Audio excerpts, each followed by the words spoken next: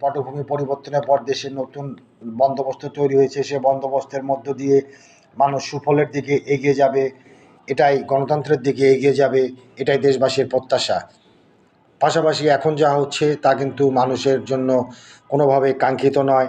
দেশে নানা ধরনের অরাজকতা তৈরি হচ্ছে, আইনশৃঙ্খলা প্রায় ভেঙে পড়বার মতো অবস্থা হয়েছে, দ্রব্যমূল্যর দাম কোনোভাবেই কমছে না, মানুষের নাগালের বাইরে রয়ে যাচ্ছে, মানুষ ধীরে ধীরে ফুঁসে উঠতে শুরু করেছে, মানুষের পেটে টান পড়েছে। এই অবস্থাটা আসলে মানুষ কামনা করেনি। তবে সরকার দীর্ঘ সময় না হলেও অল্প সময়, ৩ মাস খুব অল্প সময়ও নয়, এই সময়ের মধ্যে অনেকটা গুছিয়ে আনতে পেরেছেন। তাদেরকে আরও তৎপর হতে হবে, আরও পারঙ্গমতা দেখাতে হবে, আরও কৌশলী হতে হবে এবং সকল পক্ষের সাহায্য সহযোগিতা নিয়ে দেশকে এগিয়ে নিতে হবে। এটা সকলের প্রত্যাশা এবং এটা অন্তর্বর্তীকালীন সরকারেরও আকাঙ্ক্ষা, মানুষের আকাঙ্ক্ষা পূরণে